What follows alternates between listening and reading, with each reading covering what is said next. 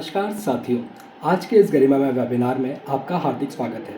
आज हम आजीविका के लिए मधुमक्खी पालन जैसे महत्वपूर्ण विषय पर चर्चा करने जा रहे हैं। यह वेबिनार द सहायक ट्रस्ट द्वारा आयोजित किया गया है। द सहायक ट्रस्ट की मुख्य पहल स्वास्थ्य, पोषण और अनीमिया से लड़ने पर केंद्रित है। हम अनीमिया फ्री इंडिया फोरम के साथ मिलकर समाज के प्रत्येक वर्ग तक पहुँचने का प्रयास करते हैं, तो यह भी एक प्रयास है आप तक पहुँचने का। तो आज का जो हमारा विषय है आजीविका के लिए मधुमक्खी पालन, और हमारे साथ जो विशेषज्ञ हैं वो हैं डॉक्टर प्रशांत सावंत। तो मैं डॉक्टर सावंत से अनुरोध करूंगा कि आजीविका के लिए मधुमक्खी पालन जैसे विषय पर अपने बहुमूल्य अनुभवों और विचारों से हमें अवगत कराएं। धन्यवाद। अगर आप देखेंगे तो फिर मधुमक्खी पालन के क्षेत्र में जागरूकता बढ़ाने के लिए लास्ट 29 सालों से मैं ये काम कर रहा हूँ।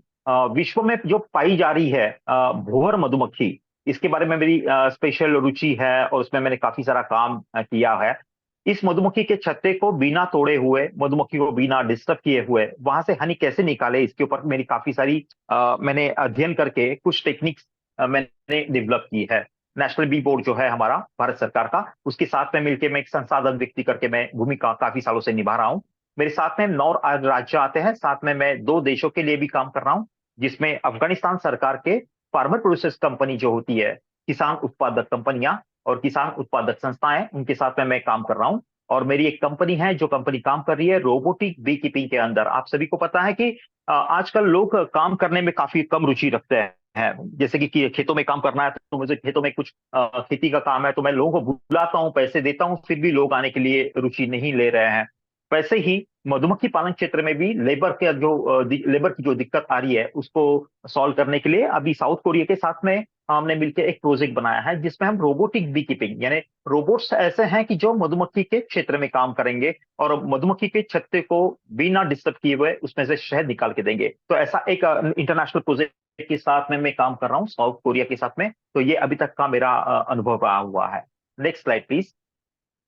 आगे आप देखेंगे तो कृषि विभाग जो है हमारा मध्य प्रदेश सरकार का, उन्होंने मुझे सम्मानित किया है। वैसे मैंने आसाम सरकार का भी मैंने रोड मैप बना के दे दिया है।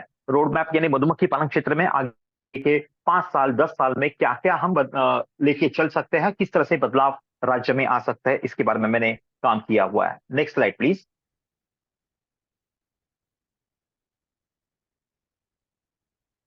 अगली स्लाइड। देखेंगे कि इसके ऊपर भी मीडिया ने काफी सारा मुझे सहारा है। काफी सारे न्यूज़पेपर में, जैसे टाइम्स ऑफ इंडिया है, महाराष्ट्र टाइम्स महाराष्ट्र का है, मराठी, हिंदी और अंग्रेजी वृत्तपत्रों में काफी सारी इसके ऊपर दखल मेरी ले ली है। मैंने खुद 2017 में सकाळ एग्रोवन करके एक महाराष्ट्र से निकलने वाला न्यूज़पेपर है जो किसानों के लिए है, जिसका लिम्का बुक ऑफ रिकॉर्ड में उनका नोंदणीकृत है। तो उसमें मैंने 42 पार्ट की मैंने एक श्रृंखला लिखी थी मधुमक्खी पालन के ऊपर। मधुमक्खी क्या है यहां से लेके मैंने काफी सारी डिटेल्स बातें ये 42 श्रृंखला में मैंने लिखी है। साथ में मैंने नाबार्ड से मिलके 2018 और 19 में आलंदी महाराष्ट्र से लेके पंढरपुर तक एक संत ज्ञानेश्वर की जो वारी निकलती है, तो उस वारी में मैंने पार्टिसिपेट किया था। आप देख रहे हैं वहां पे एक वैन खड़ी है और वैन को हमने काफी अच्छी तरह खूबसूरत सजाया हुआ है, जिसके ऊपर मधुमक्खी पालन के बारे में काफी सारी जानकारी दी है। अब ये फैन इस आलंदी के इस यात्रा में हम क्या कर रहे थे, ये आध्यात्मिक यात्रा थी। तो आपको सभी को पता है इस आध्यात्मिक यात्रा में सभी किसान होते हैं, 99% किसान होते हैं, और किसान और मधुमक्खी का नाता काफी सारा है।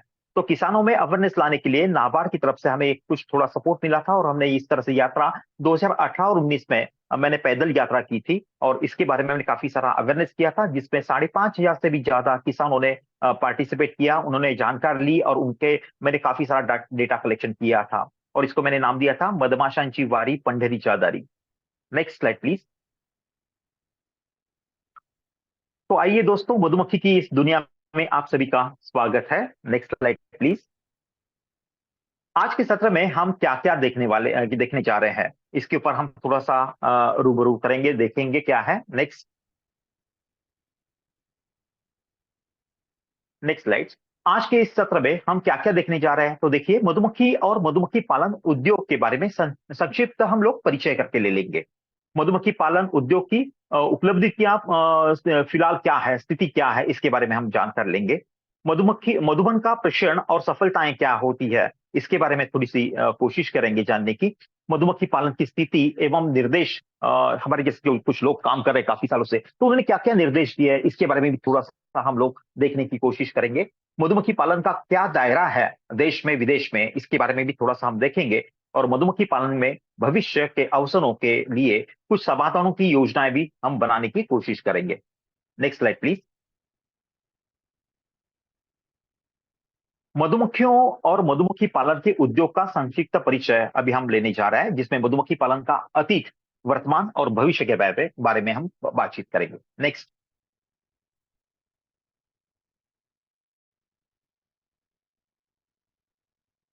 मधुमक्खी पालन का इतिहास को अगर देखा जाए तो आप सभी को पता है कि इस पृथ्वी के ऊपर प्रथम निवास किसका होगा, इसके बारे में आज भी हम लोग चर्चाएं करते हैं। मनुष्य नाम का प्राणी का जन्म तो देखा जाए तो अभी अभी हुआ है, ऐसे हम कहेंगे तो कुछ गलत नहीं होगा। उससे भी काफी साल पहले कीटकों का जन्म इस पृथ्वी तल के ऊपर हुआ था, जिसमें ये देखा जाता है कि आदमी जो है वो ये अभी अभी पैदा हुआ है और मधुमक्खी काफी सालों से, काफी वर्षों से इस पृथ्वी तल के ऊपर है। शायद ऐसे भी कहना गलत नहीं होगा कि जो मनुष्य जो पैदा हुआ, उसने जो पहला मीठा पदार्थ खाया होगा या पहली जो मिठाई खाई होगी वो शहद ही होगा।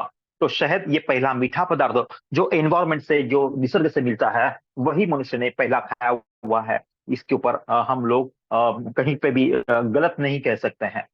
अ, देश विदेशों में काफी सारे डॉक्यूमेंट हैं। इस डॉक्यूमेंट को अगर देखा जाए तो शहद, मधुमक्खी, इसके बारे में काफी सारी जानकारी मिलती है। 7000 ईस्वी सन पूर्व स्पेन में एक ग्रंथों में मधुमक्खी के छत्ते से शहद इकट्ठा करने वाला एक आदमी की तस्वीर वहां पे डॉक्यूमेंट की गई है। भारत में देखा जाए तो शहद और मधुमक्खी का उल्लेख 3000 से 4000 ईस्वी पूर्व पूर्व के विभिन्न ग्रंथों में मिलता है। इतना ही नहीं, तो हमारे यहाँ पे जो मध्य प्रदेश है, वहां की जो प्राचीन गुफा है भीम बेटा नाम से, तो उस गुफा में एक पुरुष और एक स्त्री मधुमक्खी के छत्ते से, भोर के मधुमक्खी के छत्ते से।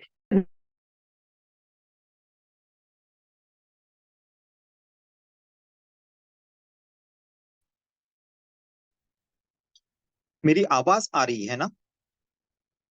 हाँ हाँ, जी आपकी प्रशांत आवाज आ सर, रही है। आ रही सर, आ जी रही। जी। आ जी रही सर, है, आपकी नेक्स्ट आवाज आ स्लाइड, रही है। Next slide please. मधुमक्खी पालन क्यों करना है? बहुत बार लोग कहते हैं कि इतना सा छोटा सा जीव है, उसको क्या करने की जरूरत है? मधुमक्खी पालन करना यानी लोग पागलपन जैसा आज भी देश में विदेश में लोग देखते हैं। मधुमक्खी पालन क्यों करना है तो देखा जाए तो मधुमक्खी और कृषि और बागवानी फसलों का उत्पाद मधुमक्खी बढ़ाती है, इसलिए मधुमक्खी पालन करना बहुत जरूरी है। और ये सिर्फ मैं प्रशांत करके मैं नहीं कह रहा हूं, तो विज्ञान ने ये सिद्ध कर चुके हैं कि कृषि का और बागवानी का उत्पाद दुगुना तिगुना 21 गुने तक उत्पाद बढ़ जाता है। 21 गुना उत्पाद बढ़ना ये छोटी बात नहीं है, और इसके लिए कोई भी केमिकल की जरूरत नहीं है, ये नैसर्गिक प्रक्रिया है। बस हम इसे लुप्त करते जा रहे हैं, हम इसे खत्म करते जा रहे हैं। तो अगर मधुमक्खी को दोस्त बनाया जाए और मेरी कृषि में, मेरी बागवानी में इसको रखा जाए, तो मेरा उत्पाद दुगुना तिगुना 21 गुने तक बढ़ सकता है। आगे धीरे धीरे हम इसके बारे में जानकारी डेफिनेटली लेंगे। किसानों की आय बढ़ना, ये सबसे बड़ा एक काम मधुमक्खी से हो सकता है। अतिरिक्त रोजगार भी इससे जुड़े हुए हैं। अगर मधुमक्खी पालन को हम देखा जाए तो कम से कम 42 टाइप्स के उद्योग इसके साथ जुड़े हुए हैं, जैसे कि बक्सा है, बक्सा बनाना है, टेंट है, काफी सारी बातें हैं। धीरे धीरे मैं आपको आगे बताते जाऊंगा। सबसे बड़ी बात है कि हम पर्यावरण संरक्षण के ऊपर मधुमक्खी पालन जब हम करते हैं तो पर्यावरण का हम संरक्षण करते हैं, और ग्रामीण विकास से जुड़ा हुआ ये मधुमक्खी पालन उद्योग है। किसी शहरों में, बड़े शहरों में जाने की हमें कोई जरूरत नहीं है। नेक्स्ट। मधुमक्खी पालन कितना आसान है? तो बहुत ही आसान है। इसके लिए आपको कोई भी स्कूल में, कोई भी विश्वविद्यालय में जाके कोई बड़ी शिक्षा लेने की कोई जरूरत नहीं है। देखिए, कोई भी बिजनेस अगर मैं करता हूं तो मुझे अधिक मात्रा में पानी चाहिए, कच्चा माल चाहिए। इसकी मधुमक्खी पालन में इसमें कोई जरूरत नहीं है। क्लीन वाटर कहीं से भी जो बहता हुआ अच्छा पानी जो है वो मधुमक्खी उठा लेती है। कच्चा माल आपके आजू बाजू में, बगल में पड़ा हुआ है, बस आपको वो दिखता नहीं है। धीरे धीरे आपको पता चलेगा कि आपके आजू बाजू में करोड़ों रुपए की संपत्ति ऐसे ही हर दिन खत्म होती जा रही है, लेकिन उससे आप पैसा नहीं कमा पा रहे हो। बड़ी मात्रा में जनशक्ति या कुशल श्रमिकों की इसमें आवश्यकताएं नहीं है। यह बिजनेस जो है ये ग्रामीण इलाकों से जुड़ा हुआ होने के कारण आपको बड़े शहरों में भी जाने की कोई जरूरत नहीं है। ये कौन कौन कर सकता है, इसके लाभार्थी कौन कौन है? तो इसके लाभार्थी है किसान, यानी जो किसान है हमें हमें खाना देते हैं, वो किसान डेफिनेटली मधुमक्खी पालन कर सकते हैं। साथ में खेतों में जो मजदूर आते हैं हमारे यहाँ पे, वो भी मधुमक्खी पालन कर सकते हैं। जिनके खेत नहीं है वो भी मधुमक्खी पालन कर सकते हैं। आदिवासी, औरतें, युवा, कोई भी किसी भी उम्र के वयस्क पुरुष और महिलाएं ये मधुमक्खी पालन डेफिनेटली कर सकते हैं। ठीक है, नेक्स्ट। जैसे गाय, बकरी, भेड़, इनकी जो प्रजातियां होती है वैसे मधुमक्खी की भी प्रजातियां हैं। दुनिया में मधुमक्खी की 45,000 से अधिक प्रजातियां और उपप्रजातियां पाई जाती है। अभी इतना 45,000 प्रजातियां हमें ध्यान में रखने की कोई जरूरत नहीं है। तो हम देखेंगे कि हमारे भारतवर्ष में कितनी प्रजातियां हमारे पास है और किससे हम क्या क्या फायदा लाभ उठा सकते हैं। नेक्स्ट।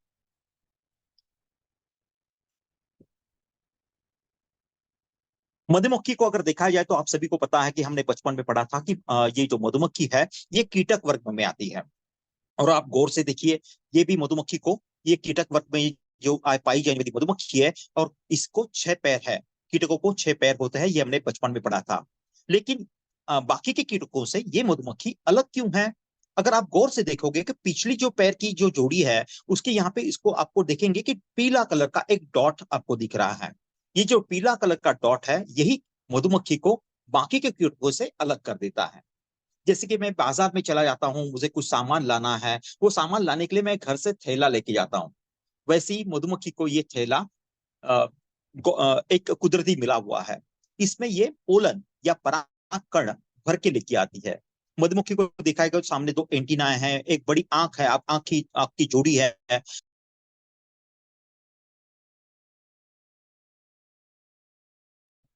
और इससे ये मधुमक्खी, एक अलग सी मधुमक्खी आपको पता पता चल सकती है।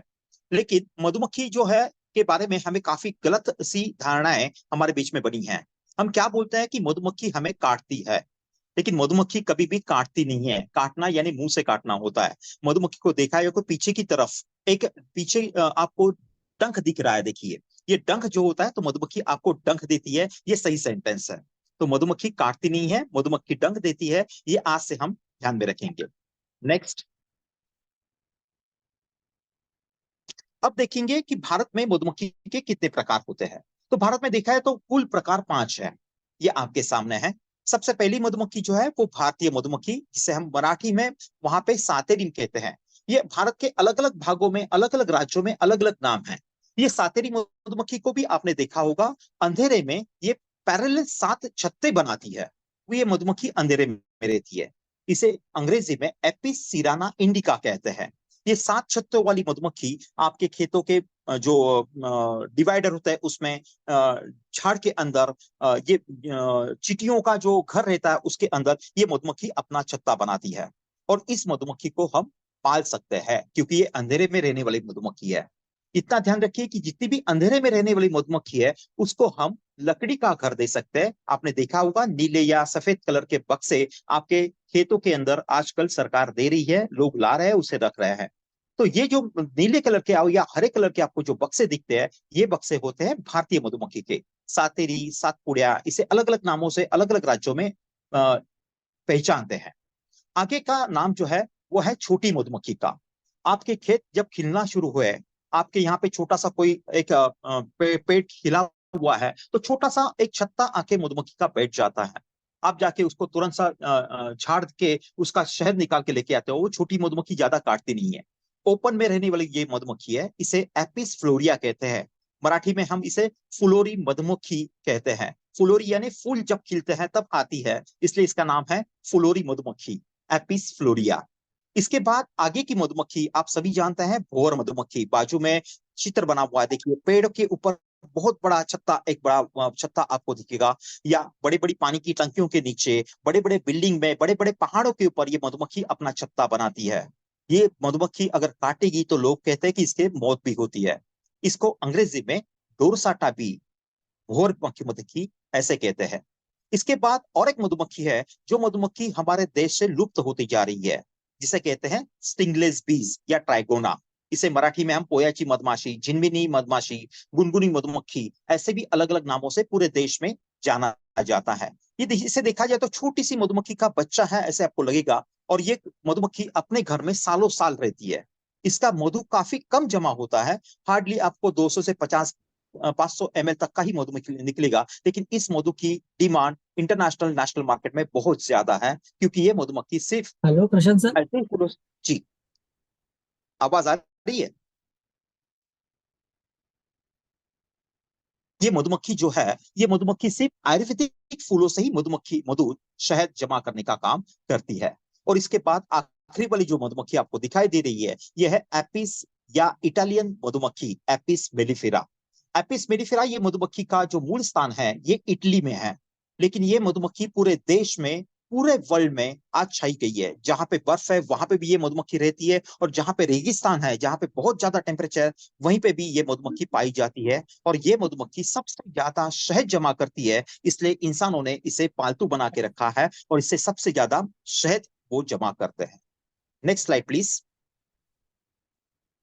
मेरी स्लाइड दिखाई दे रही है?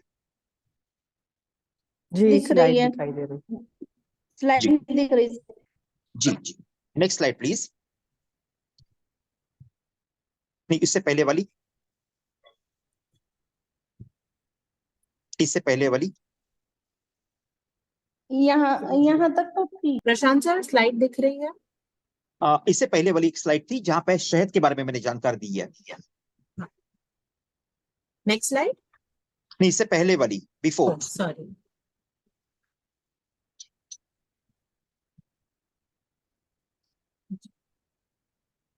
सबसे बड़ी बात आती है कि दोस्तों की मधुमक्खी जो है, वो मधुमक्खी शहद कितना देती है, क्योंकि हमें इतना ही पता है कि मधुमक्खी काटती है और मधुमक्खी शहद देती है। तो यही जो स्लाइड है, ये स्लाइड में मैंने आपको मधुमक्खी से कितना शहद मिल सकता है इसके बारे में मैंने जानकारी दी है। लेकिन सर ये स्लाइड जानकारी नहीं दिख रहा। लेते वक्त सर आप स्लाइड ये नहीं दिख रहा।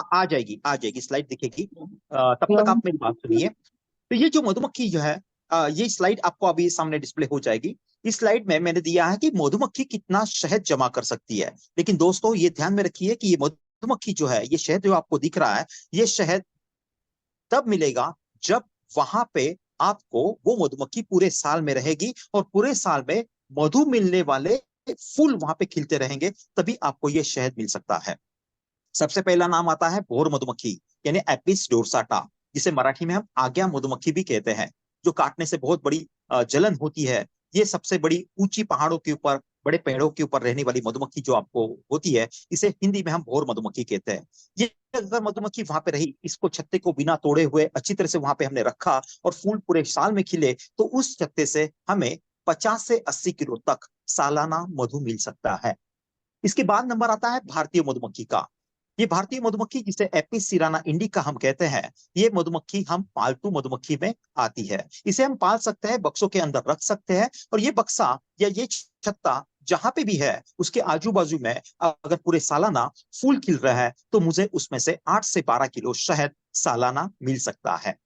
इसके बाद जो छोटी मधुमक्खी आपके अगल बगल में आके बैठ जाती है, आपके छोटे से पेड़ों के ऊपर बैठ जाती है, एपिस फ्लोरिया या छोटी मधुमक्खी, वो मधुमक्खी पालतू नहीं है। जो ओपन में मधुमक्खी रहती है, वो पालतू मधुमक्खी हम नहीं कर सकते हैं। जो ओपन वाली मधुमक्खी है, उसमें से जब तक फूल है तब तक हमें मधु मिल सकता है, और उसे हमने संभाला पूरे सालाना, तो मुझे 200 ग्राम से लेके 900 ग्राम तक का शहद सालाना मिल सकता है। और इसके बाद आता है नंबर स्टिंगलेस बीज का। जो स्टिंगलेस बीज मधुमक्खी है, जो छोटी सी मधुमक्खी है, आगे उसका मैं चित्र भी आपको दिखाऊंगा, जिसे मराठी में पोयाची माशी, झिनिमिनी माशी, गुनगुनी मधुमक्खी ऐसे भी हम कहते हैं। इससे 50 से 500 किलोग्राम तक का शहद आपको सालाना मिल सकता है। और जिससे हम पैसे कमाते हैं, यूरोपियन मधुमक्खी, जिसे पूरे देश में विदेश में शहद जमा करने का काम होता है, उस मधुमक्खी के मैंने अगर पाला, और जहां पे फूल खिलते हैं वहां पे ये बक्सा मैं लेके गया, तो पूरे सालाना मुझे उसमें से 40 से 60 किलो तक का शहद एक बक्से से मिल सकता है। हमारे भारत देश का जो उत्पाद है, हाईएस्ट रिकॉर्ड है, वो 125 किलो एक बक्से का है, लेकिन उसके लिए काफी सारा मैनेजमेंट करना पड़ता है। अभी आपके सामने एक चित्र है रॉकबी एपिस डोर्साटा या भोर मधुमक्खी का। ये चित्र आपने शायद देखा होगा कि एक पेड़ के ऊपर सभी टहनियों को बड़े बड़े छत्ते लगे हुए हैं। ये है एपिस डोर्साटा या भोर मधुमक्खी। राइट हैंड साइड में आपको दिखेगा एक बिल्डिंग के ऊपर भी एक छत्ता बना हुआ है, पेड़ के ऊपर भी छत्ता बना हुआ है, पानी की टंकी के नीचे ये मधुमक्खी रहती है, और ये सबसे दुनिया से सबसे ज्यादा एग्रेसिव मधुमक्खी है, सबसे ज्यादा डेंजरस मधुमक्खी जानी जाती है। Next slide please. इसके बाद आपको दिखेगा लिटिल बी, छोटी मधुमक्खी, लहान मधुमक्खी जिसे हम कहते हैं, ये मधुमक्खी। ये छत्ता तो आपके घर के आजू बाजू में जहां पे फूल खिले हैं, ऐसे छोटे से पेड़ के अंदर कांटे जिसको कांटे हैं उस पेड़ के अंदर ये आपको छत्ता दिखता होगा, और इसका शहद आपने जरूर चखा होगा। ठीक है, तो ये भी एपिस फ्लोरिया मधुमक्खी है। इसके बाद में नेक्स्ट स्लाइड प्लीज। इसके बाद में आपको जो सामने दिख रहा है, ये देखिए, ये सामने आपको जो दिख रहा है ये है भारतीय मधुमक्खी यानी इंडियन बीज। ये इंडियन बीज जो मधुमक्खी है आपको दिख रहा है, ये बंदा जो है ये अपने नेचुरल कॉलोनी है, इसमें से ये छत्ते निकाल रहा है। Next slide please. इसमें आप देखेंगे तो पैरेलल आपको 7 मधुमक्खी के छत्ते आपको दिखाई दे रहे हैं, और राइट हैंड साइड में मनुष्य ने बनाई हुई ये जो बक्सा है, मधुमक्खी का जो बक्सा है, लकड़ी का बक्सा, ये आपको दिख रहा है। देखिए ये बंदा हाथों से अपने छत्ते निकाल रहा है। इस तरह से ये पैरेलल छत्ते आपके जो चींटियां रहती है उसके घर में, या बड़े बड़े पेड़ों के अंदर, या आपके जो 2 डिवाइडर होते हैं खेतों के, उसके अंदर ये हमें मिलते हैं। जहां पे अंधेरा होता है वहां पे ये पैरेलल ऐसे 7 से 8 छत्ते बना देती है। इसको आप निकाल के राइट हैंड साइड में आपको जो बक्सा दिख रहा है, वैसे भारतीय ये स्टैंडर्डाइज बक्से बने हुए हैं गवर्नमेंट के, तो उसके अंदर हम ये बक्से रख के इस मधुमक्खी को हम पाल सकते हैं, और इससे हम शहद जमा भी कर सकते हैं और पॉलिनेशन भी कर सकते हैं। Next slide please. सर इसका प्रोडक्शन कितना है सर भारतीय मधुमक्खी का? भारतीय मधुमक्खी जो आपको दिखाई दे रही है, इसका जो सालाना आपको मिलता है ये 8 से 12 किलो। लेकिन 8 से 12 किलो शहद निकालते वक्त आपके पास ये मधुमक्खी पूरे सालाना रहनी चाहिए, और उससे जो शहद मिलता है वैसे फूल आजू बाजू में आपके पास होने चाहिए। ठीक है, नेक्स्ट स्लाइड सर ये एपिस फ्लोरिया का कितना बताया था सर इसका प्रोडक्शन? आप एक काम कीजिए, आपकी जो सवाल है वो सवाल लिख के दीजिए, मैं फिर से इसके ऊपर हम बातचीत जब करेंगे तब हम बात रखेंगे, क्योंकि मेरी लिंक टूट रही है तो मैं कंटिन्यू करूंगा। ठीक है, हम बाद में इसके सवालों के आपके जो आप लिख दीजिए, आपको जो भी आपको समझ में नहीं आ रहा है मैं आपको फिर से रिपीट कर दूंगा। ठीक है, आगे का जो चित्र आपको दिख रहा है, देखिए ये जो मधुमक्खी है भारतवर्ष में से अभी लुप्त होती जाने वाली मधुमक्खी है। इसे स्टिंगलेस बीज कहते हैं या ट्राइगोना कहते हैं। ये छोटी सी मधुमक्खी है, किसी मिट्टी के घर में या किसी के आपके पत्थर के घर में, पुराने घर में ये आपको दिखती थी। हमारे जो वनवासी आदिवासी बांधव है इसको निकालते हैं और ये बांस के अंदर रख के अपने घर में इसको वॉल हैंगिंग जैसा टांग देते हैं। जब उनको शहद चाहिए, जब नीचे उतारेंगे उसमें से शहद निकालेंगे और फिर से उसको हैंग कर देंगे। इनको अच्छी तरह से पता है ये जो शहद है ये काफी सारी हमारी इंसानों की बीमारियां दूर कर देती है। छोटी सी मधुमक्खी आपको दिखेगी, इससे ज्यादा शहद नहीं निकलता है, 50 से 500 ग्राम तक का शहद निकलता है। मैं खुद इसका शहद 5,500 रुपया पर केजी के हिसाब से सेल करता हूं, इतनी इसकी कॉस्ट है। Next slide please. और ये आपको जो चित्र दिख रहा है ये चित्र है यूरोपियन बीक्स का, यानी इसे हम काफी सारी मात्रा में शहद जमा करते हैं। इसे हम इस तरह से बक्से के अंदर हम लोग पाल सकते हैं। इस बक्स के अंदर आपको बाहर जो निकाल के रखी है ऐसी 10 फ्रेम होती है, और 10 फ्रेम के अंदर ये मधुमक्खी को रखा जाता है। अब थोड़ा सा आगे चले, नेक्स्ट स्लाइड प्लीज। अब हम जानेंगे मधुमक्खी का परिवार में कौन कौन होता है। Next slide please. आप सभी ने सुना होगा कि मधुमक्खी में एक रानी मधुमक्खी होती है, आपने ये सही सुना था। ये अगले स्लाइड में आपको दिख रहा है, देखिए नेक्स्ट स्लाइड। देखिए राइट हैंड साइड में आपको दिख रहा है रानी मधुमक्खी। ये रानी मधुमक्खी का एक मैंने स्केल दिया हुआ है। रानी मधुमक्खी का आपकी साइज आपको वहां पे दिख रही है, कम से कम 2 सेंटीमीटर के आसपास इसकी साइज हो जाती है पूरे मैच्योर रानी मधुमक्खी की। बीच में आपको जो दिख रहा है वो नर मधुमक्खी है, और राइट हैंड साइड में आपको दिख रही है वो वर्कर मधुमक्खी यानी कामकरी मधुमक्खी। इसके नाम में ही दिया हुआ है कामकरी, यानी जन्म से लेके मरने तक सिर्फ काम काम और काम होता है। रानी मधुमक्खी का काम क्या होता है, तो सिर्फ अंडे देना। और जो नर मधुमक्खी होता है उसका काम कुछ भी नहीं होता है, वो बस खाती है और सो जाती है। इसके लिए नर मधुमक्खी को अपने कॉलोनी में रखना या नहीं रखना इसका पूरा डिसीजन कामकरी मधुमक्खी लेती है, और जब इसकी जरूरत उसको नहीं लगती है तो सभी नरों को मार दिया जाता है। और जब इसकी जरूरत लगेगी तो रानी मधुमक्खी को संदेश दिया जाता है कि प्लीज आप नर मधुमक्खी के अंडे अब डालना शुरू कर दीजिए, उसमें से नर जन्म लेंगे, उसके बाद नई रानी मधुमक्खी का जन्म होगा और उसकी कॉलोनी आगे बढ़ती जाएगी। तो इस तरह से इनकी कॉलोनीज डेवलप होती रहती है। Next slide please. इसके साथ इस परिवार में इसके अंडे और इल्ली भी होती है। आप देख रहे होंगे इसके अंदर आपको इल्ली भी दिख रही है और छोटे छोटे आपको चावल जैसे दाने आपको जो दिख रहे हैं ये इसके अंडे हैं। Next slide please. अभी तक के जीवन में मैंने जो मधुमक्खी से सीखा है, काफी सारी बातें सीखी है। ये बातें मैंने आपके साथ में नहीं रखी है। मैंने मधुमक्खी से संग भावना सीखी है। किसी को हेल्प करना है तो उसके लिए मधुमक्खी तत्पर रहती है। इसमें एक डिसिप्लिन है। ये बहुत इंटेलिजेंट है, स्वच्छता प्रिय है, ये शोधक है, संशोधक है। ये किसी की केयर करने वाली है, एक सामाजिक कार्यकर्ता। ये खुद के लिए कम जीती है और इंसानों के लिए ज्यादा जीती है। ये अंगरक्षक है, ये संरक्षक है, ये प्रामाणिक है, सहनशील है, प्रेमल है। ये सभी बातें मैंने अभी तक मधुमक्खी से अभी तक मैंने सीखी है। Next slide please. क्या आपको अब तक मैंने जो समझाया है वो समझ में आ गया है? अभी तक की बातें आपको समझ में आ गई है? कोई बताएगा मुझे? मैं ऑडिबल हूं? हाँ हाँ सुनाई दे रहा है आपका। यस करके आपको आया है किसी का मैसेज। प्रशांत सर जी। हाँ हाँ। हाँ 2 जन का आया है यस करके मैसेज। समझ रहा है थैंक चार यू, पाँच। Thank you, thank you, thank you, thank you. अभी तक जो मैंने समझ में आ रहा है। अभी तक जो मैंने आपको बताया ये आपको समझ में आ रहा है, इसलिए क्योंकि मैं हिंदी भाषा अपन में आपसे टिकट बात कर रहा दिया हूँ। पता नहीं कि उनको व्हाट्सएप किया। मैं जी हिंदी सर भाषा समझ में आ रही आपसे है। बात। प्रशांत जी आपको जरा अनम्यूट कीजिए आप खुद को। प्रशांत जी आप म्यूट हो गए। प्रशांत जी। हो रहा है।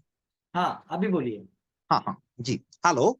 अगली हाँ स्लाइड दिखाइए, पहली वाली स्लाइड। ये आपने आप आगे चले गए हैं। हाँ। मैंने ये आपको बता रहा हूँ कि इसके लिए क्योंकि मैं हिंदी भाषा में बात कर रहा हूँ और आपको समझ में आ रही है ये सब बातें। अगर मैं मराठी में बात करता तो काफी कम लोगों को समझ में आता, अंग्रेजी में बात करता तो और थोड़ी कम लोगों को बात समझ में आती, तमिल तेलुगु मलयालम कहता तो काफी कम लोगों को पता होता, जापानीज की तो बात ही छोड़ दो। मैं जो भाषा इस्तेमाल कर रहा हूँ वो हिंदी भाषा है और काफी सारे लोगों को हिंदी भाषा आती है, इसलिए आपको समझ में आ रही है। क्या मधुमक्खी बात करती है? तो मधुमक्खी भी बात करती है, अगले स्लाइड में हम देखेंगे। देखिए ये मधुमक्खी जो संवाद करती है, ये संवाद करने की भाषा इसकी नृत्य की होती है और इसके ऊपर वर्ल्ड में काफी सारे डॉक्यूमेंट अभी रेडी हो गए हैं, इसको अवार्ड्स भी मिले हैं। कोई भी मधुमक्खी दुनिया की एक दूसरे के साथ में नृत्य की भाषा में बात करती है। Next slide please. आप देखेंगे सूरज कहाँ पे उगता है, ये मधुमक्खी को काफी पहले से पता है। उसका छत्ता कहाँ पे है उसको ये पता है, पानी कहाँ पे है, खाना कहाँ पे है, तो किस तरह से मुझे नाचना है और दूसरों को बताना कि भाई यहाँ से लेके यहाँ तक इतने दायरे के अंदर ये खिला हुआ है, यहाँ से ये चीज मिल सकती है, यहाँ से पानी है। तो ये सब कुछ जो डॉक्यूमेंट है ये आपके सामने है। Next slide please.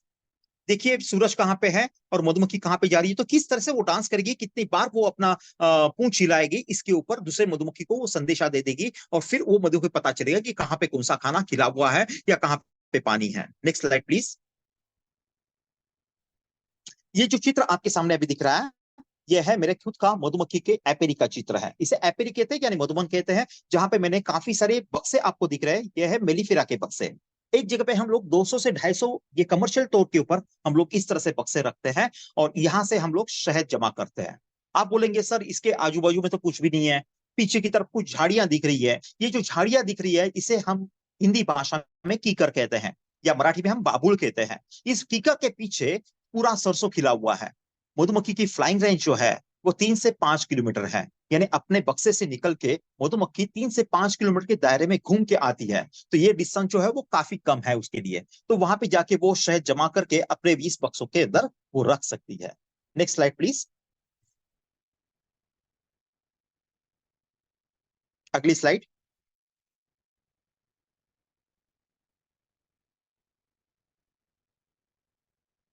सॉरी आगे गए आप। इसके बाद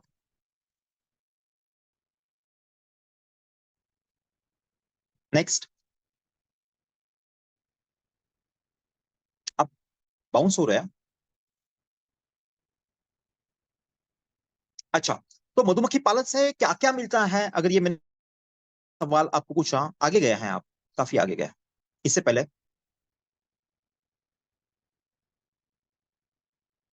इससे पहले थी। ठीक है। मधुमक्खी पालन से क्या क्या मिलता है, ये अगर हमने देखने की कोशिश की तो आपको पता चलेगा कि मधुमक्खी पालन से हमें शहद मिलता है। ये आप सभी को पता है कि मधुमक्खी और शहद का नाता तो हमें पहले से पता है। लेकिन सिर्फ शहद नहीं मिलता है।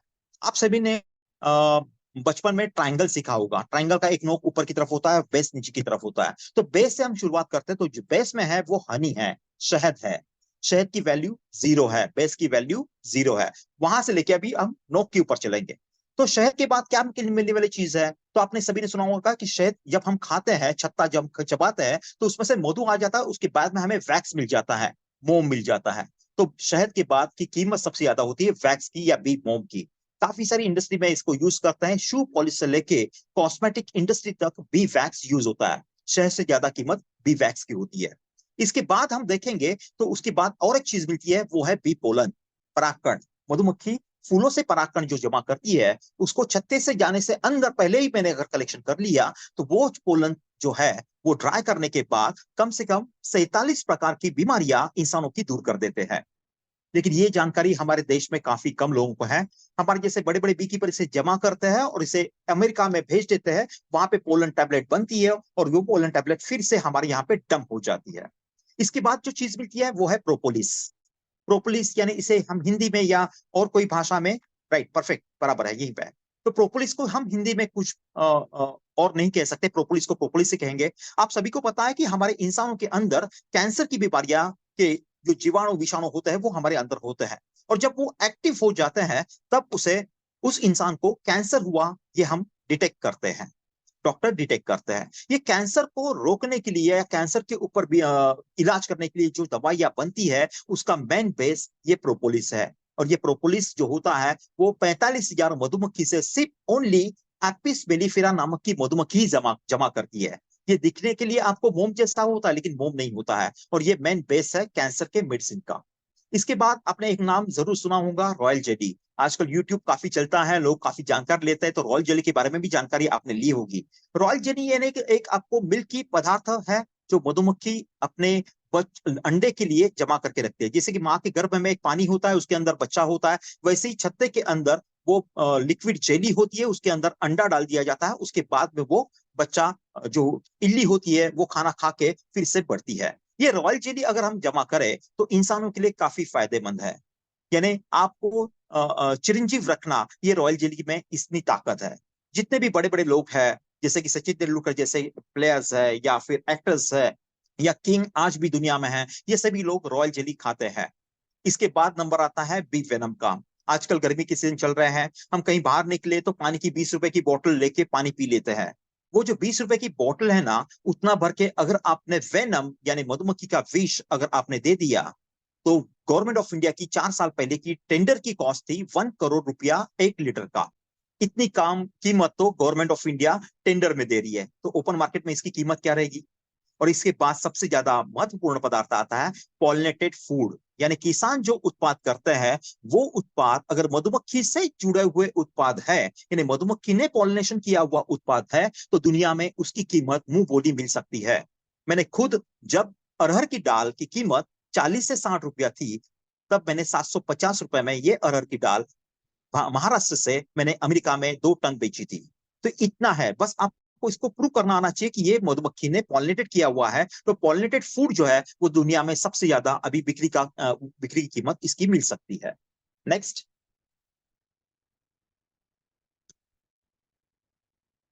Slide please. इसके आगे ये रिपीट हो गई है। नेक्स्ट। अब देखिए इसके बाद में नेक्स्ट स्लाइड। आप मैंने ये जो स्लाइड में दिखाया है, देखिए वो जो आपने मैंने बोला ना फ्लोरिया मधुमक्खी, ये बंदे के सामने ऊपर की तरफ आप देखिए इसने हाथ में पकड़ा है, एक लड़की के ऊपर छत्ता दिख रहा है। ये छत्ता तो आप इजीली निकाल लेते हो। बीच वाला जो छत्ता आपको दिख रहा है वो रॉकबी या ढोरसाटा आ गया भोर मधुमक्खी का है। नीचे आप देख रहे हैं वो पालतू मधुमक्खी का जो फ्रेम है, मधु की वो फ्रेम आपको दिखाई दे रही है। और ऊपर की तरफ नीले ड्रम के अंदर जो भरा हुआ है वो पूरा शहद है। ऐसे 300 लीटर के ड्रम के अंदर हम लोग शहद पोर करके एक्सपोर्ट क्वालिटी में बेचते हैं। और नीचे ये मेरा एपेरी का फोटो है। Next please. एपेरी यानी ये मेरा घर, जहां पे मैं जाके मधुमक्खी के बक्से रखता हूँ, वहां पे यहाँ पे मैं रहता हूँ। और यहाँ पे मेरा शहद का भी मैं संकलन यानी स्टोर करता हूँ। और यहाँ पे रह के मैं खाना बना के, वहां पे मेरा टेम्परेरी घर होता है जहां जहां पे फूल, जैसे कि सरसों खिली हुई है, वो सरसों उस इलाके में कम से कम 2-3 महीने रहेगी, तो मैं इस तरह से टेंट बनाता हूँ, इसमें रहता हूँ, इसमें खाना भी पकाता हूँ, इसमें मेरा शहद भी रखता हूँ। अब आपको लेफ्ट हैंड साइड में जो बकेट दिख रही है, ये बकेट आपने देखी होगी, कलर की बकेट आपको लगती होगी, लेकिन ये कलर की बकेट नहीं है, कलर जैसी दिखने वाली बकेट है, ये फूड ग्रेड बकेट है, यानी इसमें हम अन्न पदार्थ रख सकते हैं। इस बकेट की कैपेसिटी 30 किलो, 28 से 30 किलो होती है। शहद की डेंसिटी के अनुसार हम लोग इसमें 28 से 30 किलो शहद पोर करते हैं। अब अभी आप ये काउंट करने की कोशिश कीजिए, आपको पता चलेगा कितनी कितनी सारी बकेट यहाँ पे मैंने स्टोर करके रखी है।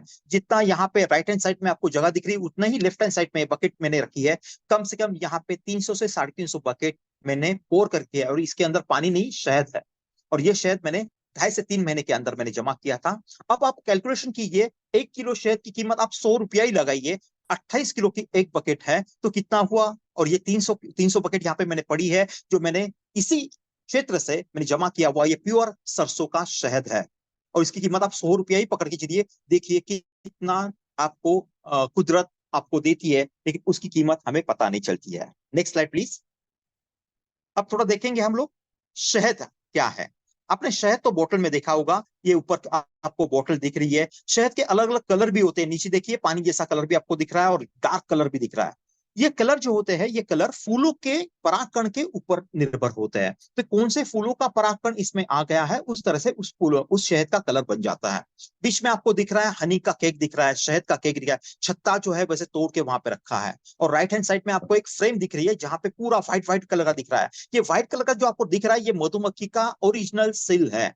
जैसे कि कोई बोतल हम लेते हैं मार्केट से, वो सील है कि नहीं देखते हैं, वैसे मधुमक्खी का ये नेचुरल सील है। ये सील यानी क्या होता है, तो मधुमक्खी ने जो वैक्स है, वो वैक्स से उसको बंद किया हुआ है। ये वैक्स कहां से आता है, तो ये वैक्स मधुमक्खी खुद बनाती है। मधुमक्खी के पेट के नीचे 6 ग्रंथियां होती है, और उसमें से कुछ पर्टिकुलर एज में मधुमक्खी वैक्स प्रोड्यूस करती है, और उसी वैक्स से ये अपना छत्ता भी बनाती है, और तैयार किया हुआ 100% नेचुरल शहद को ये सील भी करती है। ऐसी वाली फ्रेम जो है, ये बंबई के एयरपोर्ट के बाजू में द लीला होटल करके है, वहां पे ये 2 किलो की फ्रेम मैं 3 से 3,500 हजार रुपए में एक बेचता हूं। तो ये इसकी कॉस्ट है। Next please. ये है मोम। मोम आपने देखा हो, देखिए बी वैक्स करके मैंने यहाँ पे लिखा है, नीचे आपको जो दिख रहा है उस तरह से हम केक बनाते हैं। राइट हैंड साइड में आपको दिख रही है वो कैंडल, ये नॉर्मल कैंडल नहीं है, आप दुकान से लेते हैं वो कैंडल नहीं है, वो केमिकल से बनी हुई कैंडल होती है। और ये जो कैंडल दिख रही है आपको, ये हमने प्योर मधुमक्खी के मोम से बनाई हुई है। वो अपनी केमिकल वाली कैंडल जलाए, वो 15 मिनट में जलेगी, इसको जलाएंगे तो 2-2 घंटा जलेगी। जलने के बाद इसका मोम फिर से हम रीयूज कर सकते हैं, इसको रीयूज करना जानते हैं।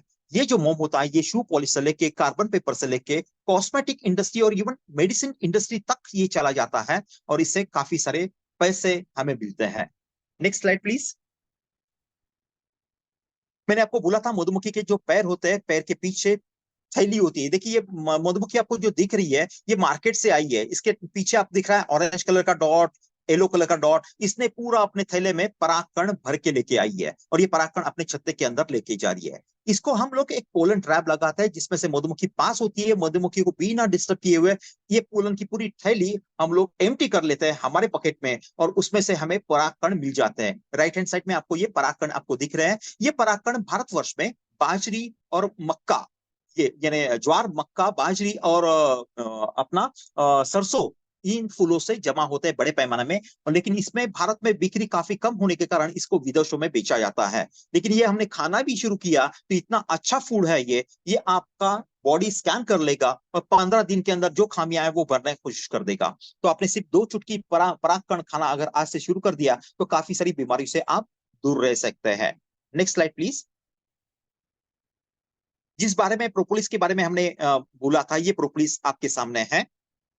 ये प्रोपोलिस जो होता है, ये कुछ ये एपिस मेलिफेरा नामक की मधुमक्खी झाड़ों का जो गूंद होता है, आपको सभी को पता है, उससे वो जमा करती है। इसमें आपकी ये जो क्या बोलेंगे इसे, मराठी में हम लाड़ कहते हैं, वो मिक्स करते हैं और फिर इसको लगाते हैं। क्योंकि ये लगाने से इनकी बच्चे जो है, ये बाहर की आपदियां जो आती है या बाहर के रोग जो आते हैं, इससे ये बचता है, इसलिए ये लगाते हैं। लेकिन इसको हम लोग जैसे आइस ट्रे होता है, वैसे एक हमें जाली मिलती है, जाली ऊपर लगा के उसमें से हम लोग इसको कलेक्शन कर सकते हैं और इसको हम मार्केट कर सकते हैं। Next slide please. यह है जेली। मैंने आपको बोला था, देखिए नीचे लार्वा आपको दिख रहा है। लार्वा एक व्हाइट कलर के मिल्की कलर के इसमें पड़ा हुआ है। ये रॉयल जेली जो है, वो रॉयल जेली हम कलेक्शन करते हैं। सुई जैसे एक हमारे पास यंत्र होता है, उसे हम कलेक्शन करते हैं। फिलहाल इंडियन मार्केट में इसकी कीमत है 65,000 रुपया किलो।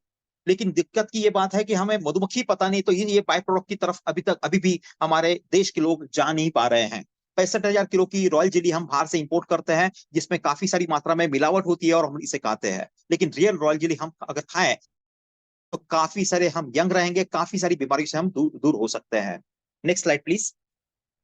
मैंने आपको थोड़ी देर पहले कहा था कि मधुमक्खी का डंक भी प्रभावी होता है। आपने शायद सुना भी होगा, मधुमक्खी का डंक लेते पैरालिसिस, सोरासिस, आधा सर करना, क्रैम्प, जॉइंट्स के दर्द जो होता है वो हम सब दूर करता है। मैं खुद जर्मनी से इसकी डॉक्टरेट कंप्लीट कर रहा हूँ, अभी जस्ट में डॉक्टर भी कंप्लीट हो जाएगी। मैं पूना, दिल्ली और मुंबई में मेरे क्लिनिक्स भी है और मैं इसके ऊपर इसका इलाज भी करता हूँ। और अभी इसका ऑथराइज डॉक्टरेशन का मेरा कंप्लीट हो जाने के बाद इसके क्लिनिक्स ओपन हो जाएंगे। ठीक है, तो बी वेनम भी बहुत फायदेमंद है। इसका वेनम का इस्तेमाल हम लोग इंसान के काफी सारी बीमारियों के लिए हम करते हैं। Next slide please. लेकिन इससे भी ज्यादा सबसे महत्वपूर्ण है कि परागीभवन करके फूलों का फलों का उत्पादन बढ़ाना या फिर हमारे खेतों का उत्पाद बढ़ाना, और इससे हमें फायदा काफी सारा होता है। ये अभी सभी को पता चल रहा है। Next slide please. सब पूछेंगे कि शहद में क्या क्या, हनी के उपयोग क्या क्या है। तो आपने सुना होगा हनी जो है हम लोग खाते हैं फैट रिड्यूस करने के लिए या बच्चों का वजन बढ़ाने के लिए, प्रतिकारक क्षमता जो है इम्यूनिटी, इसको बढ़ाने के लिए।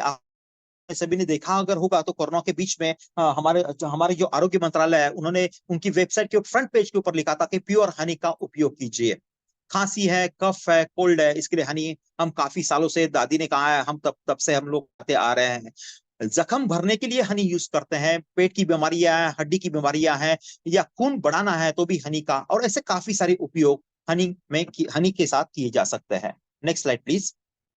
शहद को माँ के दूध के बाद का दर्जा दिया गया है। ये क्यों है आपके सामने है। न्यूट्रिशन फैक्ट्स मैंने आपके सामने रखे हैं। हनी के अंदर क्या नहीं है, सब कुछ है। लोहा है, कैल्शियम है, प्रोटीन है, vitamin A B C D है, पोटेशियम है, जिंक है, एंजाइम है, फॉस्फोरस है, मिनरल्स है, कॉपर है, मैग्नीशियम है, मैंगनीज है, सब कुछ है। इसलिए इसको पूर्णान्न करके भी कहा जाता है। Next slide please. इस तरह से हम ट्रेनिंग प्रोग्राम काफी सालों से देते आ रहे हैं अलग अलग एरियाज में। काफी सारे लोग आते हैं। ये हमारा नैनीताल का एक पिक्चर है। Next slide please. मैंने इंटरनेशनल लेवल के ऊपर एक कुछ पेपर प्रेजेंट किए थे, जिसमें मैंने महाराष्ट्र के बारे में कुछ रिसर्च मैंने प्रेजेंट किया था। वो मैप आपके सामने मैं रख रहा हूँ। जितना भी आपको ग्रीन दिख रहा है, ये महाराष्ट्र का सबसे ज्यादा डेंस फॉरेस्ट एरिया है।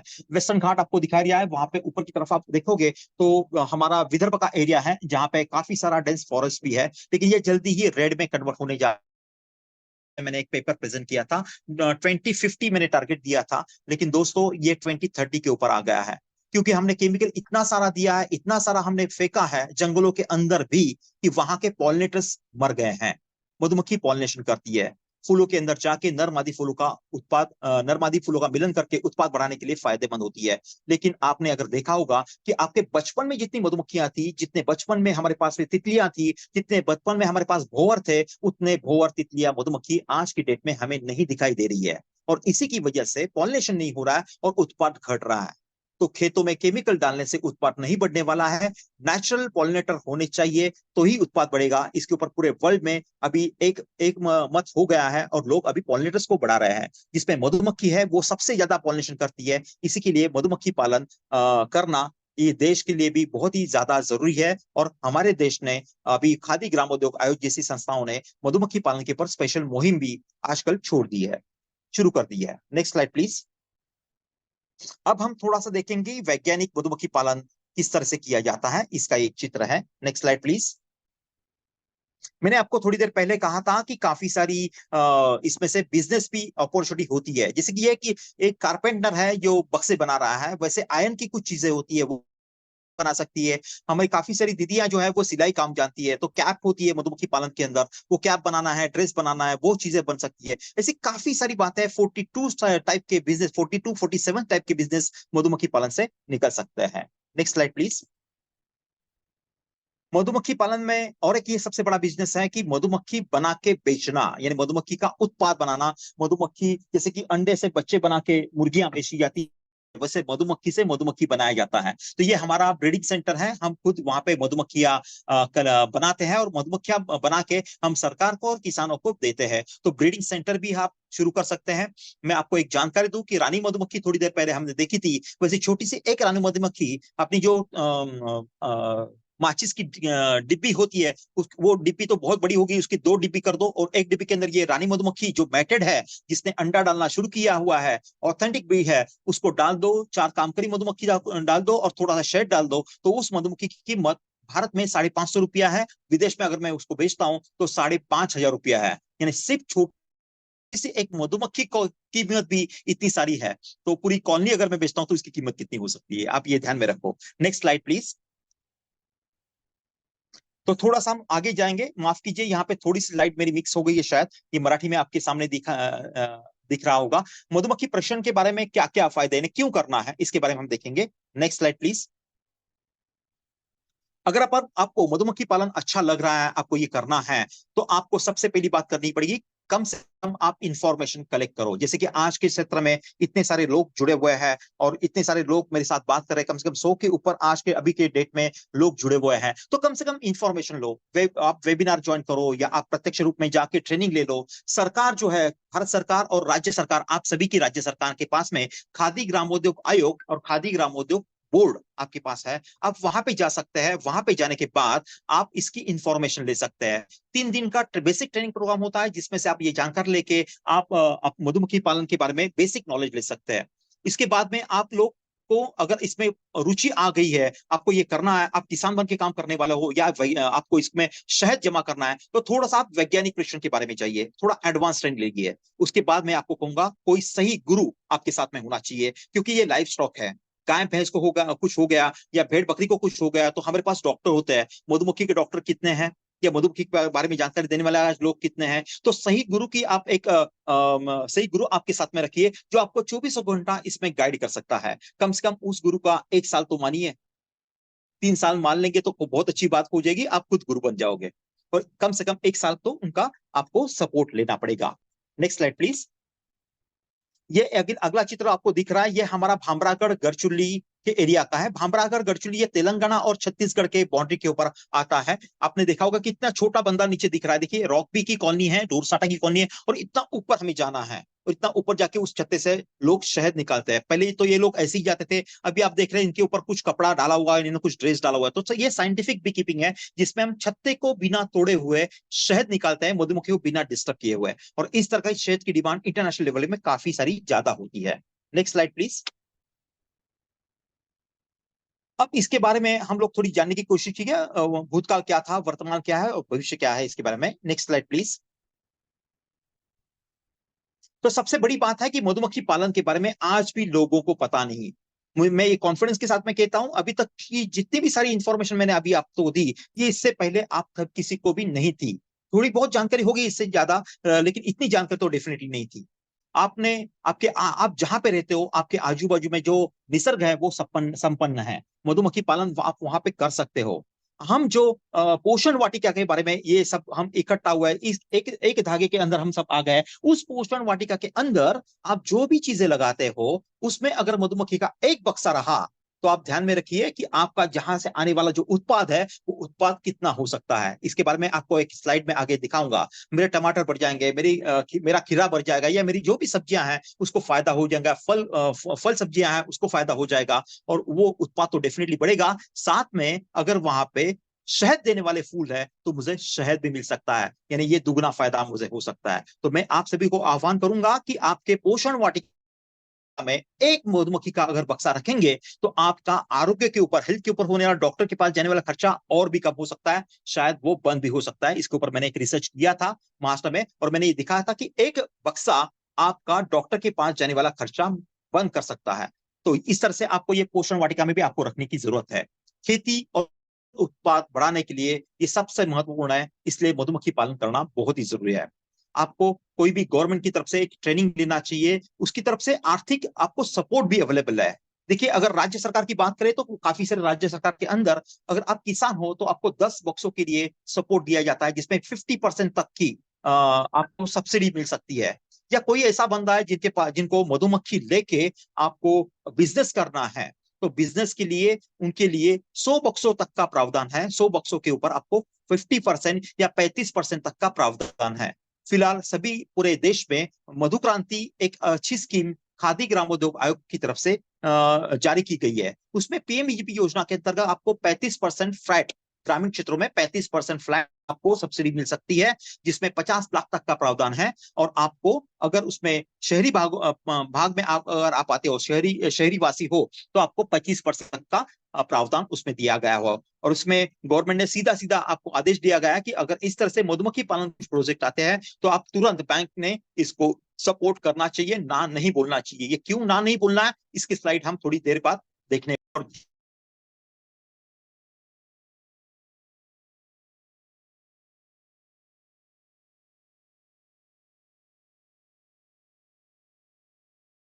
देखिए, यही चीज मैं आपको बता रहा था कि कितना उत्पाद बढ़ता है। मस्टर्ड यानी सरसों जो है उसका उत्पाद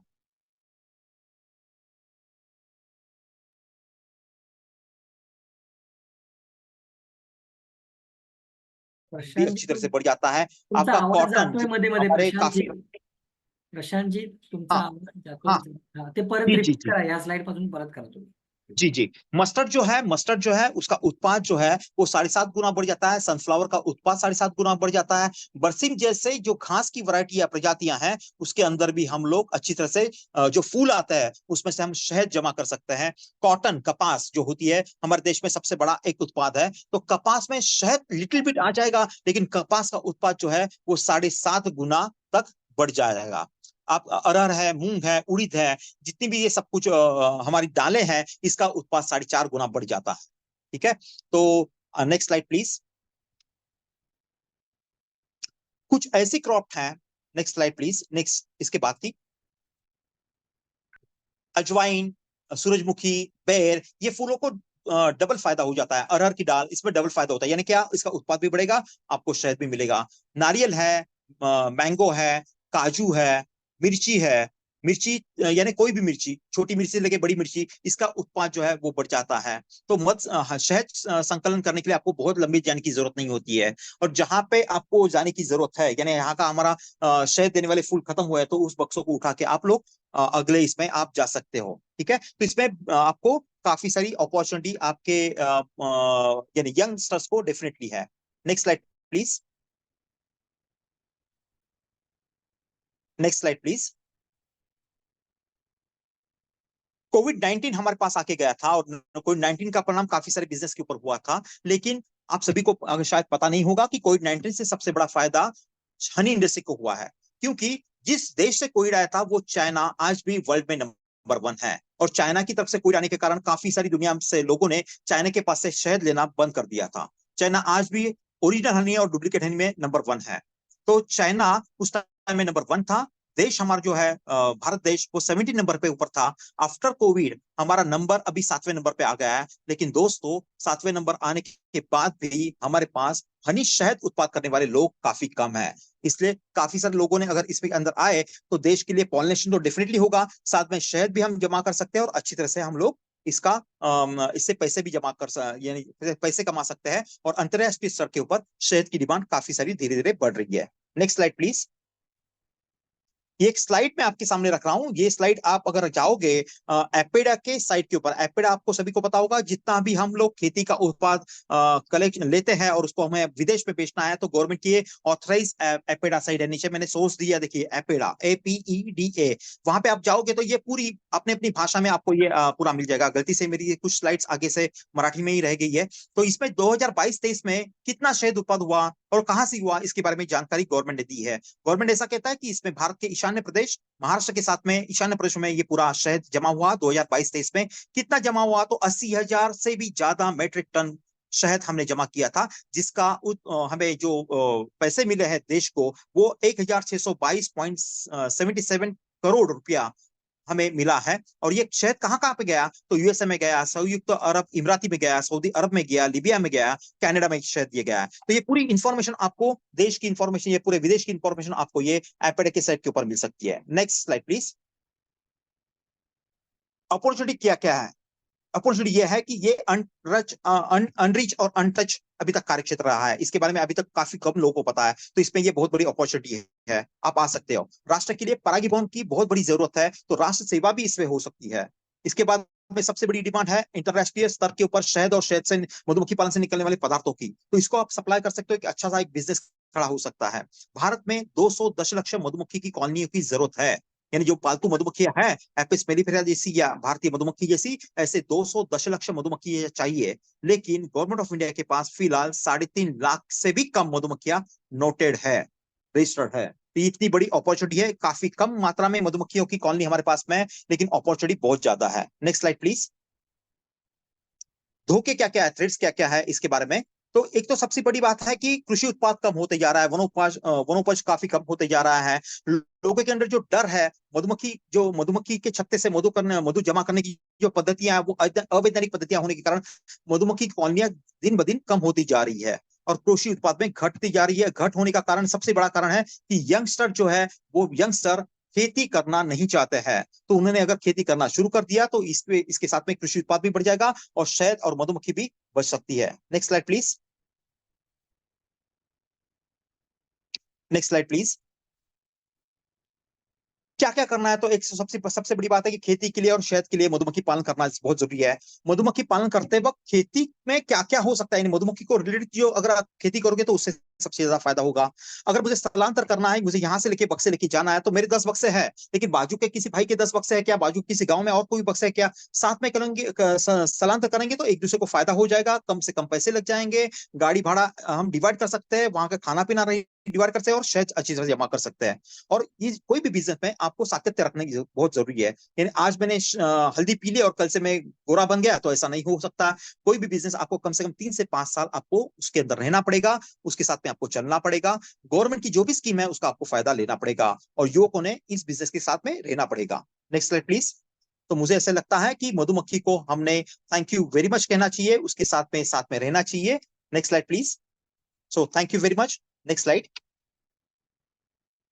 तो मैं यहीं पे विराम लेता हूं और मधुमक्खी के साथ में हम कंटिन्यू करेंगे। अगर आगे जाके किसी को अगर इसके बारे में कुछ जानकारी लेनी है, आगे जाके कुछ करना है, तो मैं सहायक ट्रस्ट को विनती करूंगा कि आप इसका अगर ट्रेनिंग प्रोग्राम भी अगर आप लेते हो तो गवर्नमेंट का ऑथराइज ट्रेनिंग प्रोग्राम इंडी सहयोग परिवार फाउंडेशन दे सकती है, क्योंकि हम पीटीए है, गवर्नमेंट की ऑथराइज संस्थाएं पूरे भारतवर्ष में गवर्नमेंट के ऑथराइज कोर्सेज भी दे सकती है, उसका फॉलोअप ले सकती है, साथ में आगे जाने में स्कीम के लिए हम लोग सपोर्ट भी कर सकते हैं। तो ये मैं यहाँ पे सहायक ट्रस्ट का बहुत बहुत आभार व्यक्त करता हूँ कि आपने यहाँ पे मुझे एक मौका दिया सबके साथ में रूबरू करने का। धन्यवाद।